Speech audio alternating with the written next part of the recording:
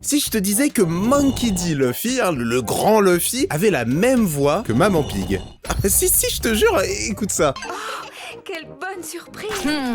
T'entends ça? N'importe quoi. Et le pire, c'est que les rôles sont tellement différents qu'on reconnaît à peine la voix entre les deux. Mais c'est tout le taf de Stéphane Escoffier, la doubleuse de ces deux personnages. Mais du coup, en voyant ça, je me suis demandé s'il y avait d'autres personnages qui n'ont rien à voir, mais qui ont pourtant la même voix française. Et pour ça, rien de mieux que de faire bosser les fidèles abonnés de mon serveur Discord à ma place. La demande est simple, je veux perso 1, perso 2 et même voix française. Moi, j'y réacte en stream avec mon ami Lietis et après ça donne cette vidéo que vous êtes en train de regarder. Donc merci pour toutes vos propositions sur le serveur que tu peux rejoindre en description d'ailleurs. On sait jamais, peut-être qu'un jour tu bosseras, tu t'apparaîtras dans une prochaine vidéo, peut-être, on sait pas. Il y a un monde où il y en a, ils sont délus et ils m'ont filé deux rôles qui ne sont pas du tout doublés par le même doubleur, parce que sur mes TikTok, j'ai dit que Kofmo et Sukuna avaient la même voix, ils me disent il fait aussi la voix de Lyotaro, c'est pas du tout le même doubleur, ou ils me disent oui, il fait la voix de Tailou dans Dr. Stone, la VF de Dr. Stone est belge, donc faudra m'expliquer d'où vous sortez ce fact. Mario versus Parturnax, je n'ai aucune idée de ce que c'est, on dirait un truc de Monster Hunter, mais c'est ça. Ah non, rien à voir.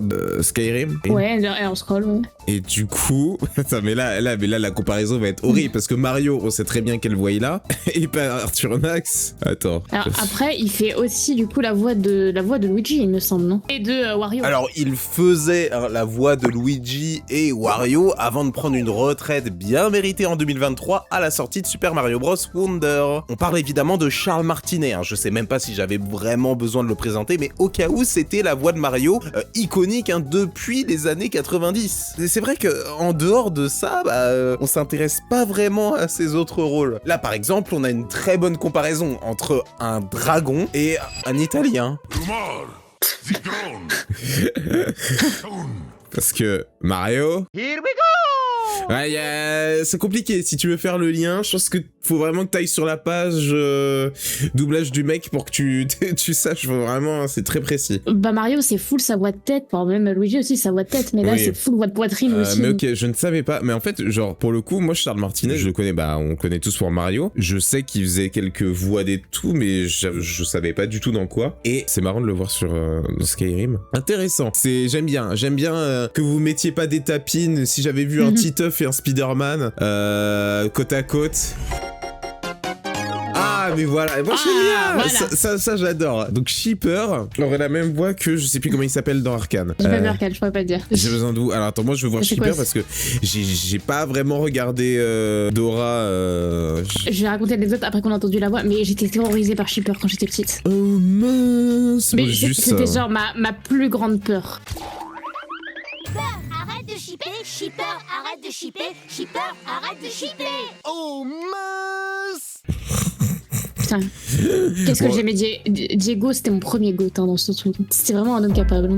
Ah ouais? Parce que j'ai pas grandi avec Dora. Alors, en fait, je crois que dans le lore, Dora, elle a genre 4 ans, et que lui, il en a 7. Mais même en ayant 7 ans, genre, il le fait en mode, il a 30 ans, il a une femme et une famille à nourrir. D'accord. Et lui, en fait, c'est un espèce de ranger de la jungle, alors que Dora, c'est une chômeuse, elle fout rien, frère, se promène. Donc lui, il a un vrai taf, il a des vraies ambitions, il a un bébé jaguar. Un bébé jaguar, c'est un peu plus stylé que Babouche. Alors, du coup, personne ne veut m'aider, mais... Bon, du coup, j'ai fait mes recherches, et il s'agit de Benzo d'Arcane. Et encore une fois, c'est une comparaison que je valide, parce que Benzo, il a 7 voix. Reprise-toi, tu peux pas les protéger toute leur vie. Et Shipper, c'est plutôt ça. Oh mince! Donc quand on passe du très sérieux au très goofy, moi j'adore. Maintenant, ayant moi-même vu Arcane, j'ai le droit de dire qu'on s'en branle de Benzo ou... Par contre, on s'en branle beaucoup moins du C7 Morpheur de chez Flexispot.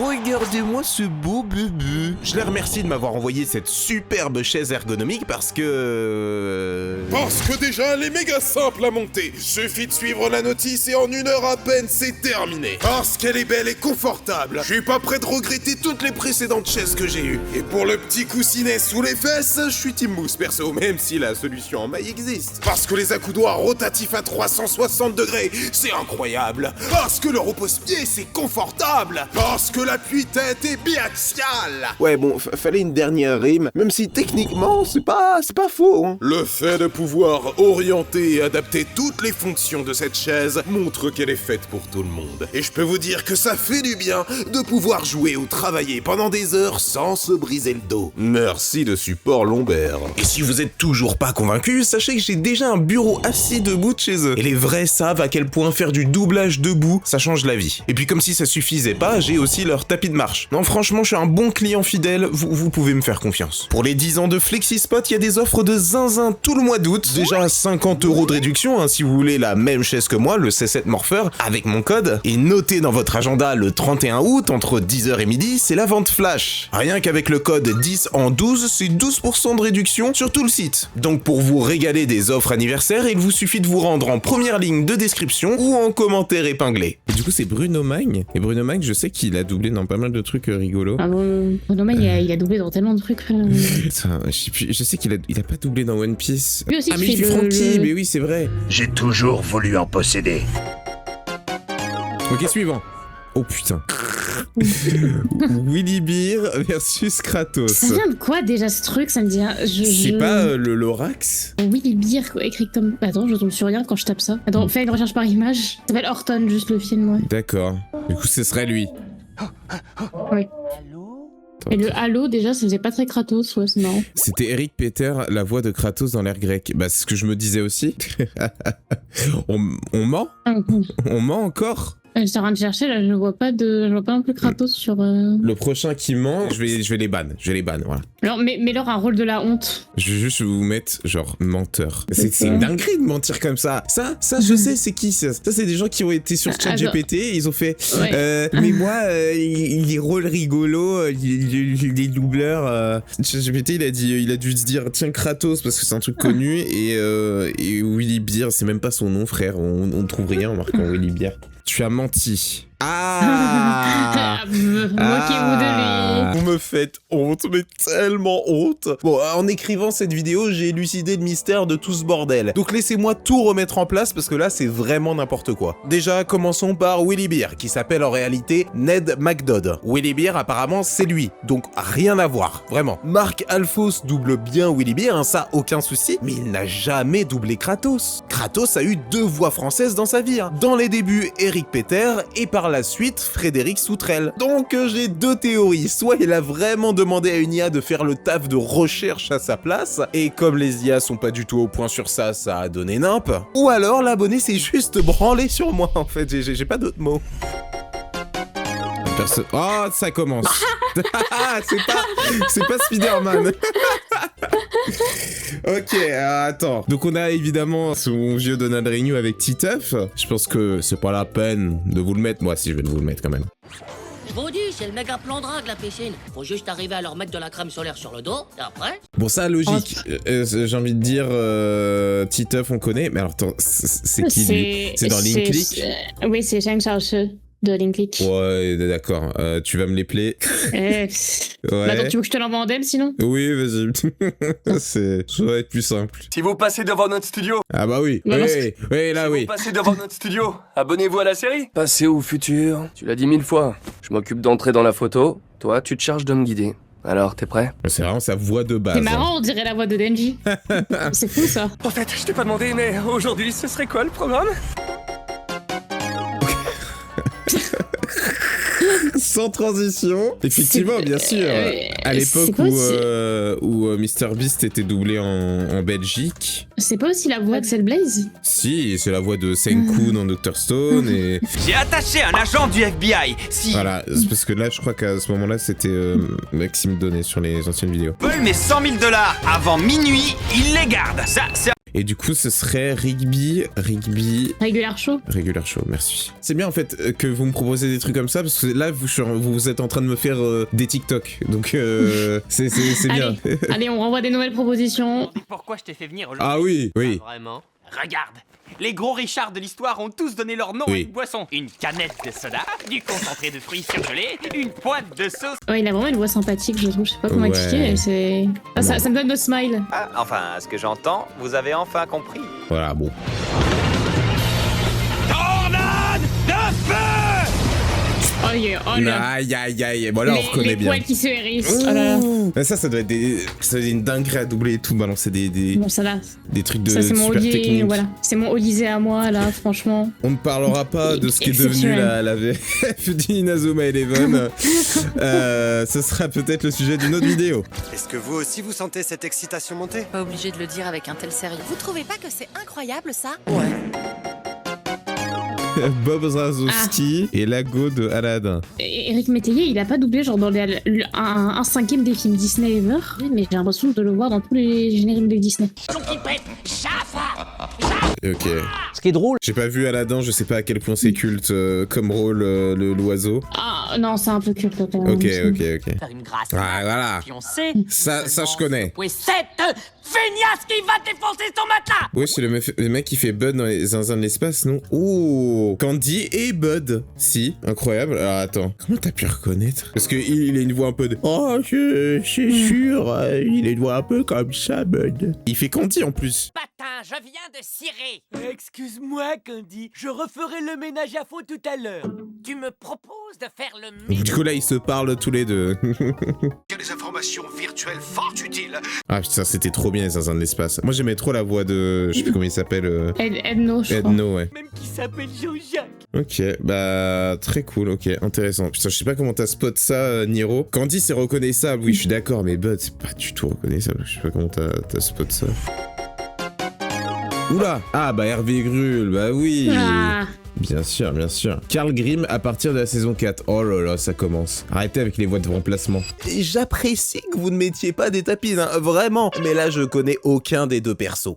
Oui, j'ai pas vu FMAB encore, ça arrive, oh là là, c'est bon. Mais j'ai quand même fait mon taf. Karl Grimm, c'est bon, c'est effectivement la bonne voie. Cependant, pour Envy, il y a une petite subtilité. Full Metal Alchemist possède deux animés, FMA classique et FMA Brotherhood. La VF reste sensiblement la même entre les deux, sauf pour quelques personnages, dont Envy. Hervé Grul le double dans Full Metal Alchemist classique, c'est-à-dire la version que personne ne regarde. Évidemment, ce sont des humains. Mais techniquement, la comparaison est correcte, hein. Juste t'es parti chercher très loin. Et je t'en aurais pas voulu si t'avais mis Changelin, hein, t'inquiète. Par contre, je t'en aurais voulu si là t'étais toujours pas abonné. C'est quoi ça? Si tu regardes la vidéo mais tu t'abonnes pas. Si tu reviens pas sur mes vidéos, moi je fais pas d'argent. Contrairement à Changelin. Je fais pas d'argent, une dynamique, bourrée d'argent. Mais Hervé Grul, je trouve qu'il fait plus ou moins tout le temps la même voix. Donc c'est facile de le reconnaître. Genre je l'ai jamais vu sur des voix très graves. Genre je crois qu'il est dans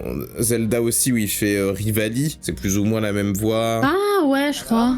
Ça t'a plu? Ouais voilà. C'est pas toi qui pourrais faire ça, hein. Pour le coup il prend vraiment pas de risque dans ses rôles. J'aime C'est vrai beaucoup qu'il fait Rivali. Silver dans Sonic. Est fait pour être renversé. Bien sûr. Je ne reculerai pas. Bien sûr, évidemment. Il y avait eu Mario et Sonic aux Jeux Olympiques de Londres, et avant ça, en 2010, il y avait le jeu DS là aussi. Ouais. Et je ne pouvais pas faire les épreuves où il y avait Silver, Ouais. parce que j'étais trop amoureuse de lui. Et ça me gênait trop pour jouer. Je te jure, frère. Comment ça? Ok, donc l'oncle Pines de Gravity Falls et le narrateur de Peppa Pig. Sympa l'image blanche pour le narrateur. Oh, Pourquoi pas aujourd'hui? C'est quoi ça, une coccinelle? Et du coup, attends, faudrait qu'on revoie... on revoit Peppa. Ah mais oui, si, je l'ai en tête, c'est bon. Voici la maison de Peppa. Première leçon de danse. Voici Madame Gazelle. En plus, ça parle vraiment... Ça te répète des trucs, ça te paraphrase de fou. C'est le pote qui avait joué au jeu sur Switch qu'ils avaient sorti de Ouais. Peppa Pig. Et en fait, c'est abusé. En 30 secondes, ils ont eu le temps de répéter 3 fois que Peppa et George vont chez leur mamie et papy. Voici la maison de papy Oui. et mamie. Et la Peppa derrière fait c'est la maison de papy et mamie. Vraiment. Insupportable. Ah mais oui, mais il est aussi dans Hello Kitty, ses amis. Purée. Ah mais c'est la voix de... C'est ça ta ref. C'est la voix de... Ouais, mais laisse-moi voir la ref que je veux. C'est la voix de Hillman aussi dans Inazuma Eleven. Quel fouineur ce vieux Smith. Faut toujours qu'il se mêle de ce qui ne le regarde pas.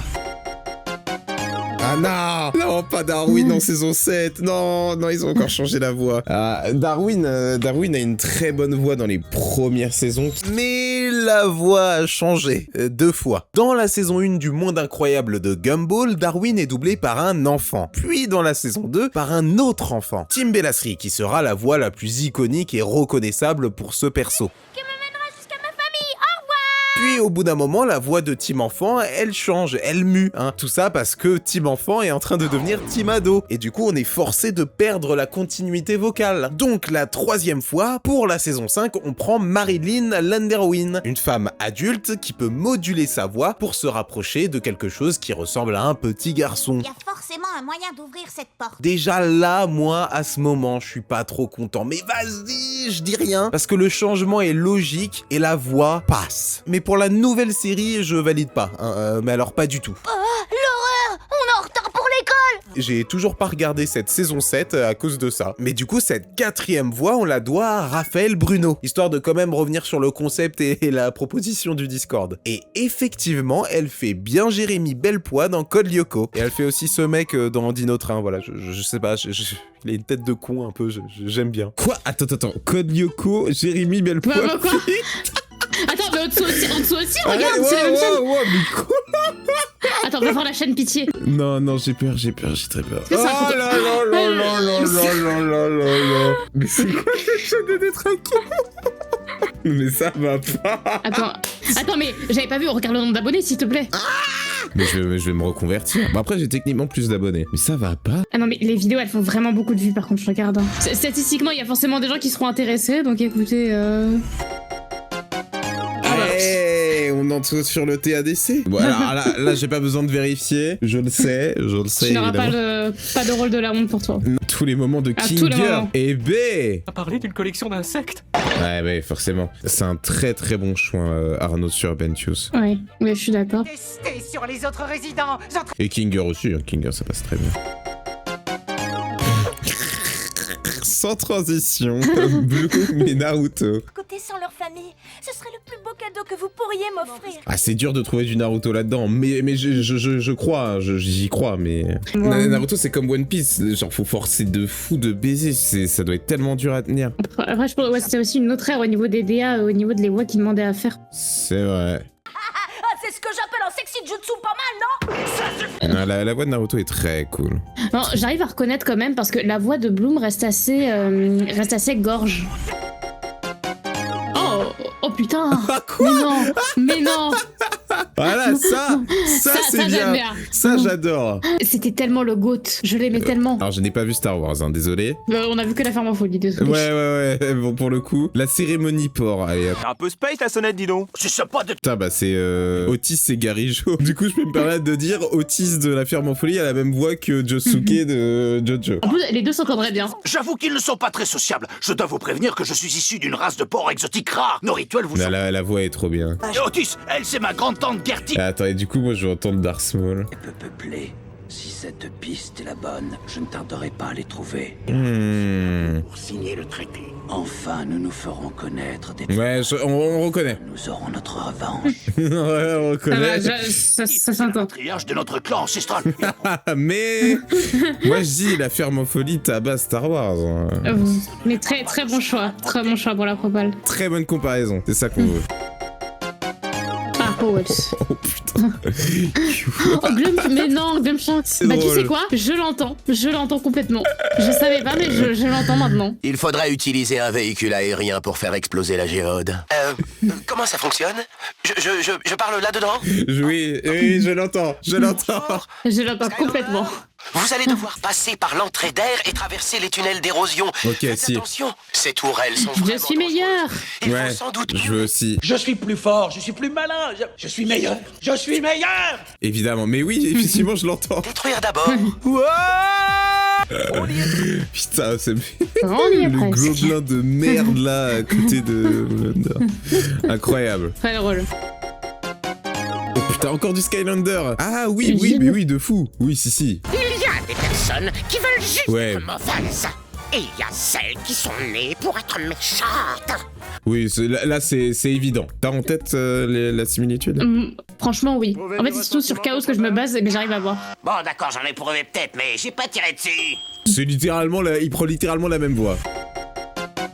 Ah, non, c'est un tapine. C'est un tapine. On a dit, on met des comparaisons rigolotes. Évidemment, Natsu et Tapi, c'est la même voix. Ah là, bon, là, j'ai pas besoin de vérifier, je te crois. Ça, on sait. On sait, évidemment. C'est un classique. C'est vrai qu'elles ont l'odeur d'Ignir. Par exemple, pourquoi aucune victime n'est à déplorer aujourd'hui? Oh, un Star Talent. Attends, putain, oui, Orelsan avait eu de Saitama? Bah oui, tu savais pas? Je suis né hier, frère. Justement, il est adulé parce que les gens trouvent que c'est l'un des meilleurs Star Talent. Non, j'avais vu un truc dessus, mais je pensais que c'était pas que c'était la VF régulière, genre qu'ils avaient fait un dub une fois pour du Star Talent. Si. Dans la saison 3, il double encore Saitama, du coup.